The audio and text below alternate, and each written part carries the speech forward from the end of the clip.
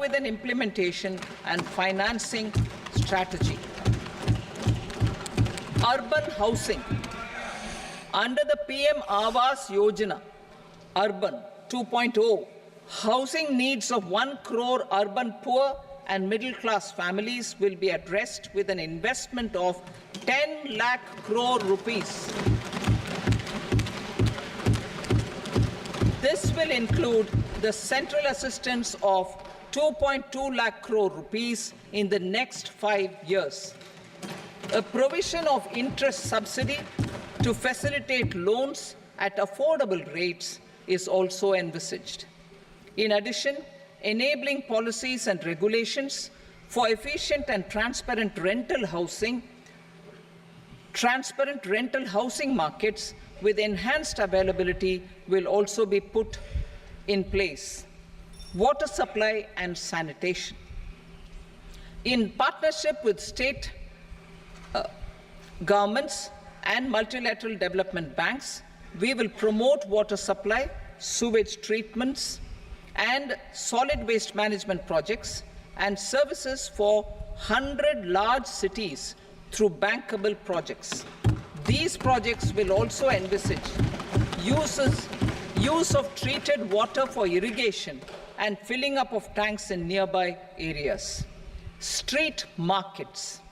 Building on the success of PM Swanidhi scheme in transforming the lives of street vendors, our government envisions a scheme to support each year over the next 5 years the development of 100 weekly hearts or street food hubs in select cities. Stamp duty. We will encourage states which continue to charge high stamp duty to moderate the rates for all and also consider further lowering duties for properties purchased by women. This reform will be made an essential component of urban development schemes. Priority 6, energy security, energy transition. In the interim budget, I had announced our strategy to sustain high and more resource-efficient economic growth, along with the energy security in terms of availability, accessibility, and affordability. We will bring out a policy document on appropriate energy transition pathways that balances the imperatives of employment, growth, and environmental sustainability. PM Surya Ghar Muft Bijli Yojana. PM Surya Ghar Muft Bijli Yojana. In line with the announcement in the interim budget,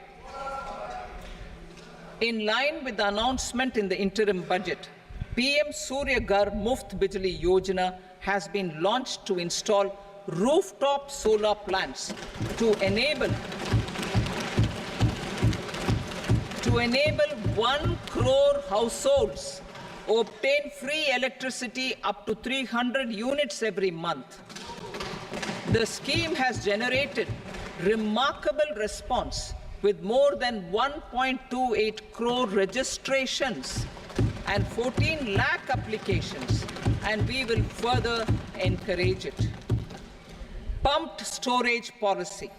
A policy for promoting pumped storage projects will be brought out for electricity storage and facilitating smooth integration of the growing share of renewable energy with its variable and intermittent nature in the overall energy mix. Research and development of small and modular nuclear reactors. Nuclear energy is expected to form a very significant part of the energy mix for Vikasit Bharat. Towards that pursuit, our government will partner with the private sector for 1. Setting up Bharat Small Reactors, 2. Research and development of Bharat Small Modular Reactor, and 3. Research and development of newer technologies for nuclear energy.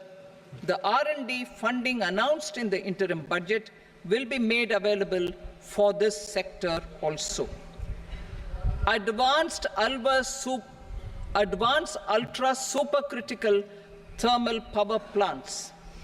The development of indigenous technology for advanced ultra supercritical thermal power plants with much higher efficiency has been completed. A joint venture between NTPC and BHEL will set up a full-scale 800 megawatt commercial plant using AUSC technology. The government will provide the required fiscal support. Moving forward, development of indigenous capacity for the production of high-grade steel and other advanced metallurgy materials for these plants will result in strong spin-off benefits for the economy. Roadmap for hard-to-abate industries. A roadmap for moving the hard-to-abate industries from energy efficiency targets to emission targets will be formulated. Appropriate regulations for transition of these industries from the current perform, achieve, and trade mode to Indian carbon market mode will be put in place. Support to traditional micro and small industries. An investment-grade energy audit of traditional micro and small industries in 60 clusters, including brass and ceramic, will be facilitated. Financial support will be provided for shifting them to cleaner forms of energy and implementation of energy efficiency measures. The scheme will be replicated in another 100 clusters in the next phase. Priority 7, infrastructure investment by central government. Significant investment the central government has made over the years in building and improving infrastructure has had a strong multiplier effect on the economy. We will endeavor to maintain strong fiscal support for infrastructure over the next 5 years in conjunction with imperatives of other priorities and fiscal consolidation. This year, I have provided 11,11,111 crore rupees for capital expenditure. This would be 3.4% of our GDP. Infrastructure investment by state governments. We will encourage states to provide support of similar scale for infrastructure, subject to their development priorities. A provision of 1.5 lakh crore rupees for long-term interest-free loans have been made this year also to support the states in their resource allocation. Private investment in infrastructure. Investment in infrastructure by private sector will be promoted through viability gap funding and enabling policies and regulations. A market-based financing framework will be brought out. Pradhan Mantri Gram Sadak Yojana, Phase 4 of the PMGSY will be launched to provide all-weather connectivity to 25,000 rural habitations, which have become eligible in view of their population increase. Irrigation and flood mitigation. Bihar has frequently suffered from floods, many of them originating outside the country. Plans to build flood control structures in Nepal are yet to progress. Our government, through the Accelerated Irrigation Benefit Program and other sources, will provide financial support for projects with estimated cost of 11,500 crore rupees,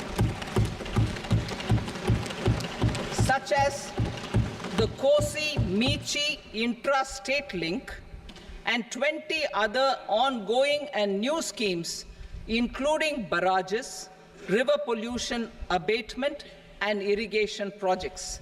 In addition, survey and investigation of Kosi-related flood mitigation and irrigation projects will be undertaken.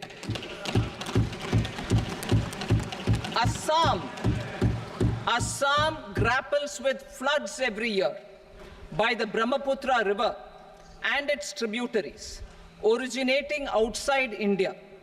We will provide assistance to Assam for flood management and related projects.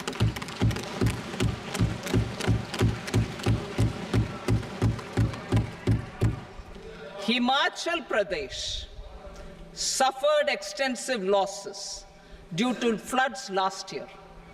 Our government will provide assistance to the state for reconstruction and rehabilitation through multilateral development assistance.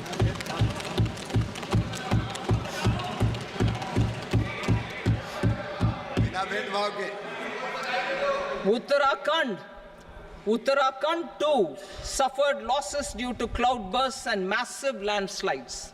We will provide assistance to the state. Recently, Sikkim witnessed devastating flash floods and landslides that wreaked havoc across the state.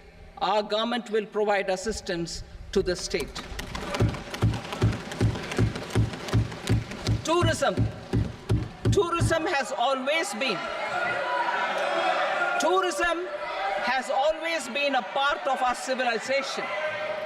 Our efforts in positioning India as a global tourist destination will also create jobs, stimulate investments, and unlock economic opportunities for other sectors. In addition to the measures outlined in the interim budget, I propose the following measures. Vishnupad Temple at Gaya and Mahabodhi Temple at Bodh Gaya in Bihar are of immense spiritual significance. Comprehensive development of Vishnupad Temple Corridor and Mahabodhi Temple Corridor will be supported, modeled on the successful Kashi Vishwanath Temple Corridor to transform them into world-class pilgrim and tourist destinations. Rajgir holds immense religious significance for Hindus, Buddhists, and Jains. The 20th Tirthankara Muniswarata temple in the Jain temple complex is ancient. The Saptarishi, or the 7 hot springs, form a warm water Brahmkund that is sacred. A comprehensive development initiative for Rajgir will be undertaken. Our government will support the development of Nalanda as a tourist center, besides reviving Nalanda University to its glorious stature. Odisha's scenic beauty, temples, monuments, craftsmanship, wildlife sanctuaries, natural landscapes, and pristine beaches make it an ultimate tourism destination. Our government will provide assistance for their development to Odisha as well. Priority 8, innovation, research, and development. We will operationalize the Anusandhan National Research Fund for basic research and prototype development. Further, we will set up a mechanism for spurring private sector-driven research and innovation at commercial scale with a financing pool of 1 lakh crore rupees in line with the announcement in the interim budget. Space economy. With our continued emphasis on expanding the space economy by 5 times in the next 10 years, a venture capital fund of 1,000 crore rupees will be set up. Priority 9, next generation reforms. Economic policy framework. We will formulate an economic policy framework to delineate the overarching approach to economic development and set the scope of the next generation of reforms for facilitating employment opportunities and sustaining high growth. Our government will initiate and incentivize reforms for 1. Improving productivity of factors of production, and 2. Facilitating markets and sectors to become more efficient. These reforms will cover all factors of production, namely land, labor, capital, and entrepreneurship, and technology as an enabler of improving total factor productivity and bridging inequality. Effective implementation of several of these reforms requires collaboration between the center and the states and building consensus as development of the country lies in development of the states. For promoting competitive federalism and incentivizing states for faster implementation of reforms, I propose to earmark a significant part of the 50-year interest-free loan. Working with the states, we will initiate the following reforms.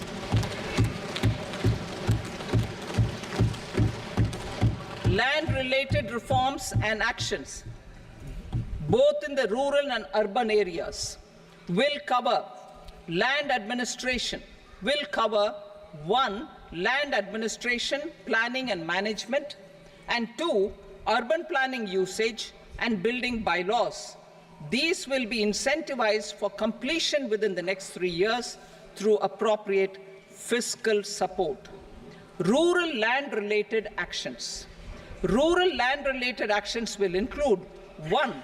Assignment of unique land parcel identification number, UL PIN, or Bhu Aadhaar for all lands. 2. Digitization of cadastral maps. 3. Survey of subdivisions, survey of map subdivisions as per current ownership. 4. Establishment of land registry. And 5. Linking to the farmers registry. These actions will also facilitate credit flow and other agricultural services. Urban land-related actions. Land records in urban areas will be digitized with GIS mapping. An IT-based system for property record administration, updating, and tax administration will be established. These will also facilitate improving the financial position of urban local bodies. Labor-related reforms. Services to labor.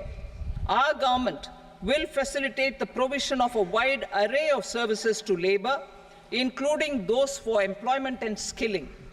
A comprehensive integration of e-Shram portal with other portals will facilitate such one-stop solution. Open architecture databases for the rapidly changing labor market, skill requirements, and available job roles, and a mechanism to connect job aspirants with potential employers and skill providers will be covered in these services. Shram Suvidha and Samadhan portal. Shram Suvidha and Samadhan portal will be revamped to enhance ease of compliance for industry and trade. Capital and entrepreneurship related reforms, financial sector vision and strategy. For meeting financing needs of the economy, our government will bring out a financial sector vision and strategy document to prepare the sector in terms of size, capacity, and skills. This will set the agenda for the next 5 years and guide the work of the government, regulators, financial institutions, and market participants. Taxonomy for climate finance. We will develop taxonomy for climate finance for enhancing the availability of capital for climate adaptation and mitigation. This will support achievement of the country's climate commitments and green transition. Variable capital company structure. We will seek the required legislative approval for providing an efficient and flexible mode for financing leasing of aircrafts and ships and pooled funds of private equity through a variable company structure. Foreign direct investments and overseas investment. The rules and regulations for foreign direct investment and overseas investments will be simplified to 1. Facilitate foreign direct investments, 2. Nudge prioritization, and 3. Promote opportunities for using Indian rupee as a currency for overseas investment. NPS Vatsalya. NPS Vatsalya, a plan for contribution by parents and guardians for minors, will be started. On attaining the age of majority, the plan can be converted seamlessly into a normal NPS account. Use of technology. We have successfully used technology for improving productivity and bridging inequality in our economy during the past 10 years. Public investment in digital infrastructure and innovations by the private sector have helped in improving access of all citizens, particularly the common people, to market resources, education, health and services. We will step up adoption of technology towards digitalization of the economy. Ease of doing business. For enhancing ease of doing business, we are already working on the Jan Vishwas Bill 2.0. Further, states will be incentivized for implementation of the business reforms, action plans, and digitalization. Data and statistics. For improving data governance, collection, processing and management of data and statistics, different sectoral databases, including those established under the Digital India Mission, will be utilized with active use of technology tools. New pension scheme.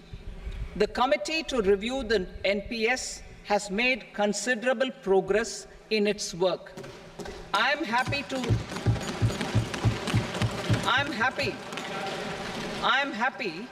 that the staff side of the National Council of the Joint Consultative Machinery for Central Government Employees has taken a constructive approach. A solution will be evolved which addresses the relevant issues while maintaining fiscal prudence to protect the common citizens.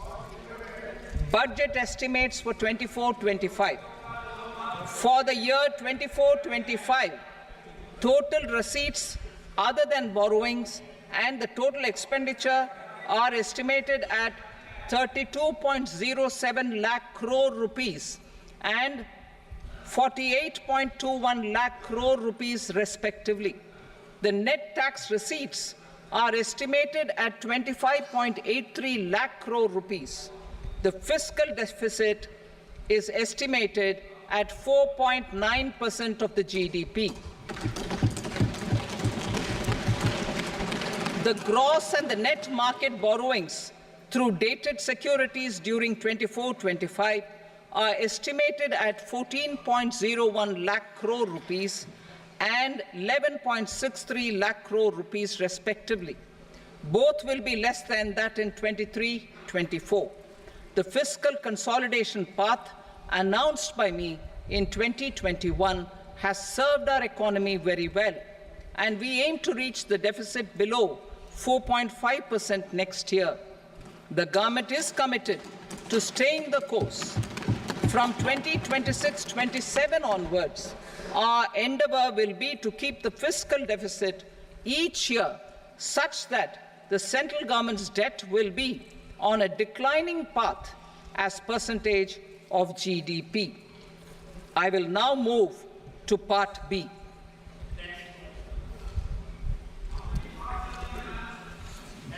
Indirect taxes. Sir, I start with GST. It has decreased tax incidence on the common man, reduced compliance burden and logistics cost for trade and industry, and enhanced revenues of the central and the state governments. It is a success of vast proportions. To multiply the benefits of GST, we will strive to further simplify and rationalize the tax structure and endeavour to expand it to the remaining sectors. My proposals for customs duties intend to support domestic manufacturing, deepen local value addition, promote export competitiveness, and simplify taxation while keeping the interest of the general public and consumers surmount. In Budget 22-23, we reduced the number of customs duty rates. I propose to undertake a comprehensive review of the rate structure over the next 6 months to rationalize and simplify it for ease of trade, removal of duty inversion, and reduction of disputes. I shall now take up sector-specific customs duty proposals. Medicine and medical equipments. To provide relief to cancer patients, I propose to fully exempt 3 more medicines from customs duties.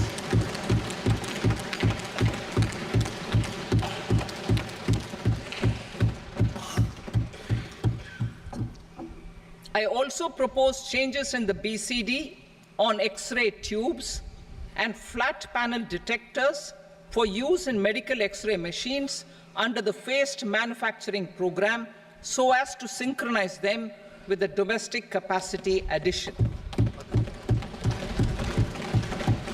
Mobile phone and related parts. With a 3-fold increase in domestic production and almost a 100-fold jump in exports of mobile phones over the last 6 years, the Indian mobile industry has matured. In the interest of consumers, I now propose to reduce the BCD on mobile phone, mobile PCBA, and mobile charger to 15%. Critical minerals. Minerals such as lithium, copper, cobalt, and rare earth elements are critical for sectors like nuclear energy, renewable energy, space, defense, telecommunications, and high-tech electronics. I propose to fully exempt customs duties on 25 critical minerals and reduce BCD on 2 of them. This will provide a major fillip to the processing and refining of such minerals and help secure their availability for these strategic and important sectors. Solar energy. Energy transition is critical in the fight against climate change. To support energy transition, I propose to expand the list of exempted capital goods for use in the manufacture of solar cells and panels in the country. Further, in view of sufficient domestic manufacturing capacity of solar gas, glass, and tinned copper interconnect, I propose not to extend the exemption of custom duties provided to them. Marine products. India's seafood exports in the last financial year touched an all-time high of more than 60,000 crores of rupees. Frozen shrimp accounted for about 2/3 of these exports. To enhance their competitiveness, I propose to reduce BCD on certain broodstock, polychaete worms, shrimp, and fish feed to 5%. I also propose to exempt customs duty on various inputs for manufacture of shrimp and fish feed. Leather and textile. Similarly, to enhance the competitiveness of exports in the leather and textile sectors, I propose to reduce BCD on real down-filling material from duck or goose. I am also making additions to the list of exempted goods for manufacture of leather and textile garments, footwear, and other leather articles for export. To rectify inversion in duty, I propose to reduce BCD subject to conditions on methylene diphenyl diisocyanate, MDI, for manufacture of spandex yarn from 7.5 to 5%. Furthermore, the export duty structure on raw hides, skin, and leather is proposed to be simplified and rationalized. Precious metals. To enhance domestic value addition in gold and precious metal jewelry in the country, I propose to reduce customs duties on gold and silver to 6% and that of platinum to 6.4%. Other metals, steel and copper are important raw materials. To reduce their cost of production, I propose to remove the BCD on ferronickel and blister copper. I am also continuing with nil BCD on ferrous scrap and nickel cathode and concessional BCD of 2.5% on copper scrap. Electronics.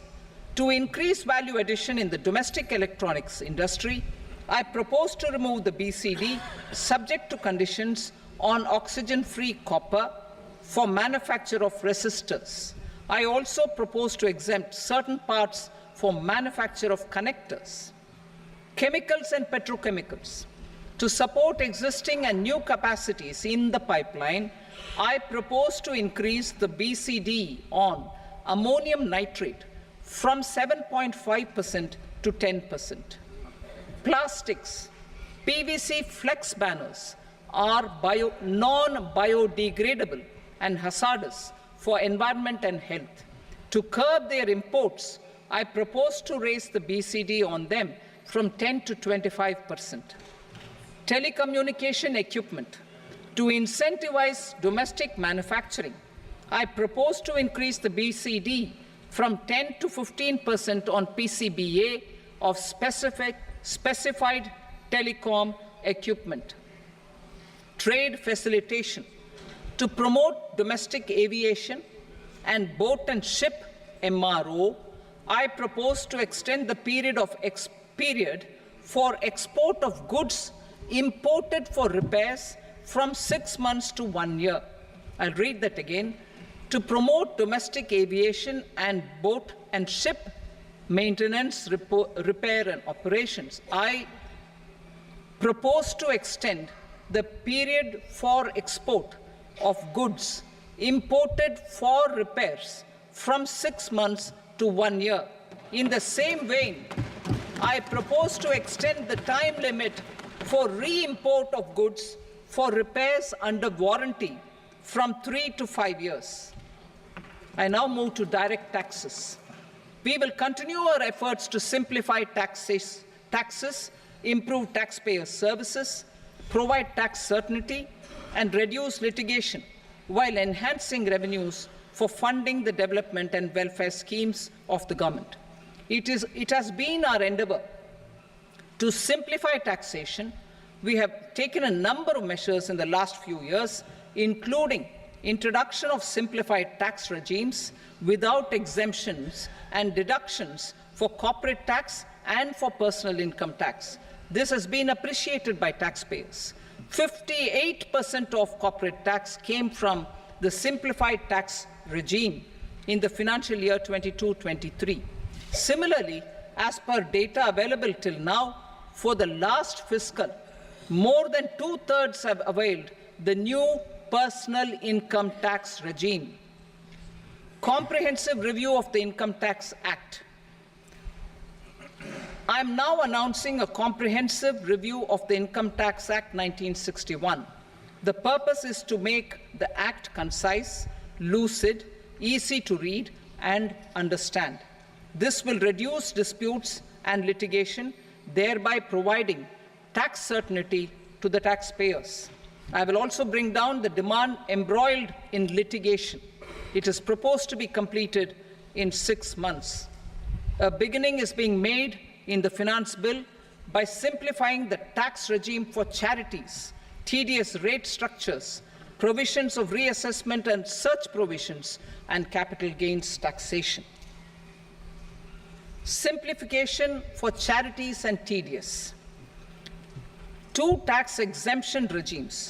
The two tax exemption regimes for charities are proposed to be merged into one.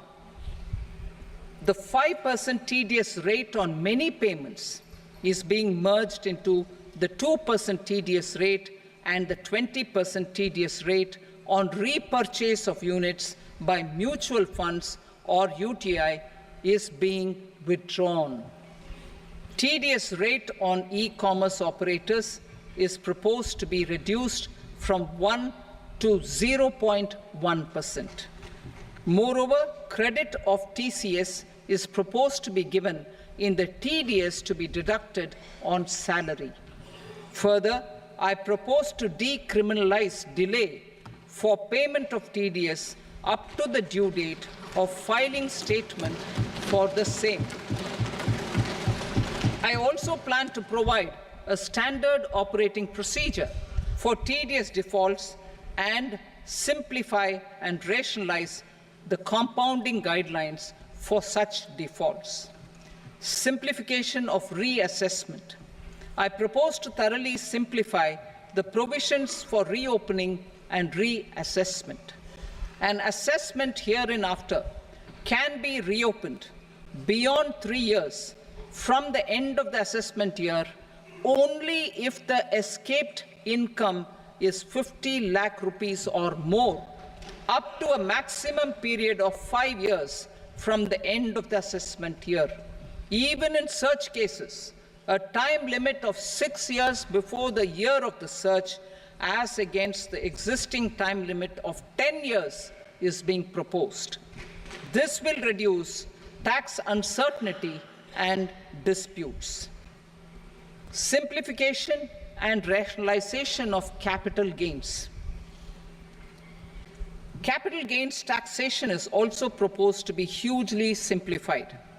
Short-term gains on certain financial assets shall henceforth attract a tax rate of 20%, while that on all other financial assets and all non-financial assets shall continue to attract the applicable tax rate.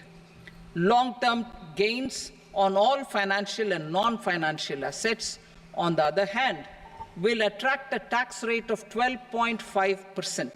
For the benefit of the lower and the middle income classes, I propose to increase the limit of exemption of capital gains on certain financial assets to 1.25 lakh rupees per year.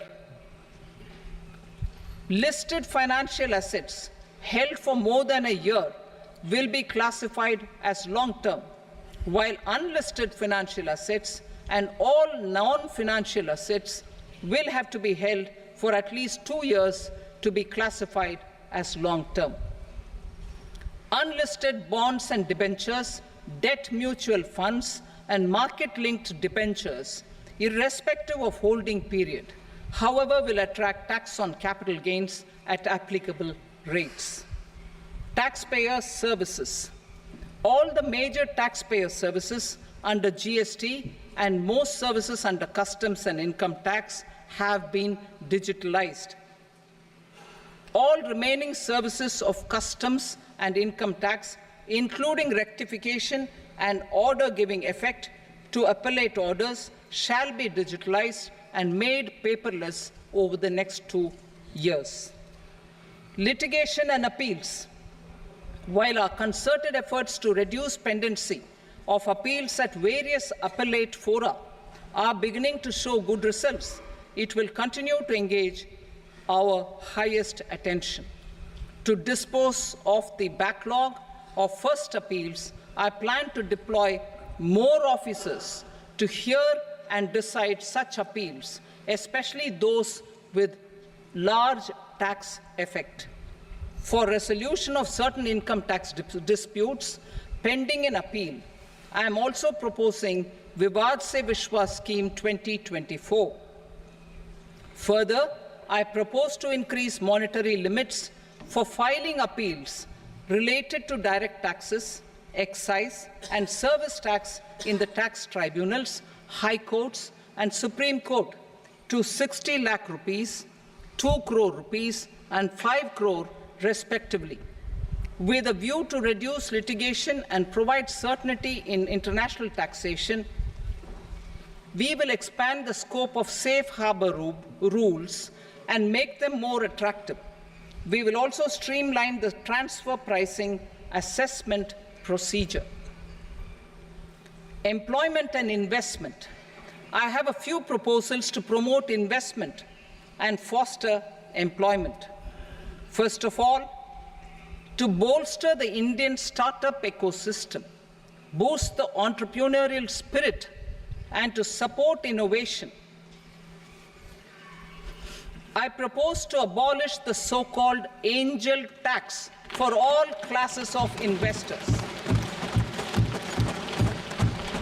Second, there is tremendous potential for cruise tourism in India. To give a fillip to this employment-generating industry, I am proposing a simpler tax regime for foreign shipping companies operating domestic cruises in the country. Third, India is a world leader in the diamond cutting and polishing industry, which employs a large number of skilled workers. To further promote the development of this sector, we would provide for safe harbor rates for foreign mining companies selling raw diamonds in the country. Fourth, to attract foreign capital for our development needs, I propose to reduce the corporate tax rate on foreign companies from 40 to 35%. Deepening the tax base. I have a couple of proposals for deepening the tax base. First, security transaction tax on futures and options of securities is proposed to be increased to 0.02% and 0.1% respectively. Second, for reasons of equity, I propose to tax income received on buyback of shares in the hands of recipients. Other proposals. To improve social security benefits, deduction of expenditure by employers towards NPS is proposed to be increased from 10 to 14% of the employee's salary. Similarly, deduction of this expenditure up to 14% of salary from the income of employees in private sector, public sector banks and undertakings opting for the new tax regime is proposed to be provided. Indian professionals working in multinationals get ESOPs and invest in social security schemes and other movable assets abroad. Non-reporting of such small foreign assets has penal consequences under the Black Money Act. Such non-reporting of movable assets up to 20 lakh rupees is proposed to be depenalized. Other major proposals in the finance bill relate to withdrawal of equalization levy of 2%, expansion of tax benefits to certain funds and entities in IFSCs, and immunity from penalty and prosecution to Benamidar on full and true disclosure so as to improve conviction under the Benami Transaction Prohibition Act 1988. Personal income tax. Coming to personal income tax rates, I have two announcements to make for those opting for the new tax regime. First, the standard deduction for salaried employees is proposed to be increased from 50,000 to 75,000 rupees.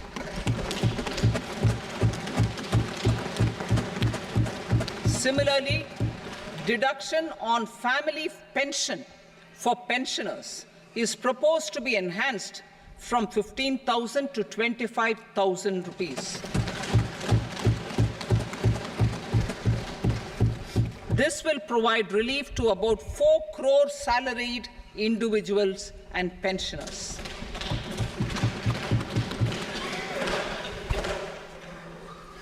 Second, in the new tax regime, the tax rate structure is proposed to be revised as follows: 0 to 3 lakh rupees, nil; 3 to 7 lakh rupees, 5%.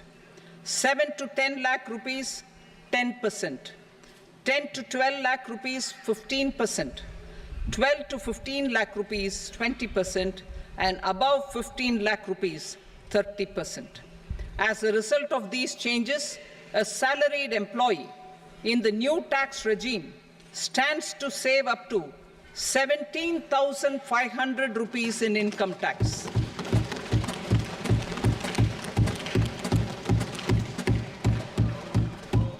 Apart from these, I am also making some other changes as given in the annexure. As a result of these proposals, revenue of about 37,000 crore, that is 29,000 crore in direct taxes and 8,000 crore in indirect taxes will be foregone, while revenue of about 30,000 crore rupees will be additionally mobilized. Thus, the total revenue foregone is about 7,000 crores annually. Mr. Speaker, sir, with this, I commend the budget to this august House. Jai Hind.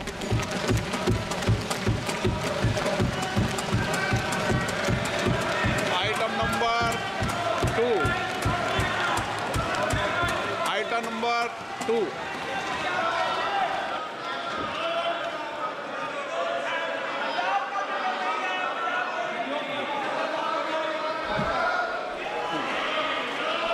Sir, with your permission, I rise to lay on the table the following statements under Section 3 of the Fiscal Responsibility and Budget Management, FRBM Act 2003, Medium-Term Fiscal Policy cum Fiscal Policy Strategy Statement and Macroeconomic Framework Statement. Item number 3. Sir, with your permission, I rise to move for leave to introduce the Finance Number 2 Bill 2024. प्रश्न ये कि विधेयक को पुनर्स्थापित करने की अनुमति प्रदान की जाए। जो सदस्य इसके पक्ष में हाँ कहें, जो सदस्य विरोध में ना कहें, मेरे विचार में निर्णय हाँ वालों के पक्ष में अनुमति प्रदान की जाती है। माननीय मंत्री जी, अब विधेयक पुनर्स्थापित करें। Sir, I introduce the bill. Item number 4. The Union Territory of Jammu and Kashmir budget.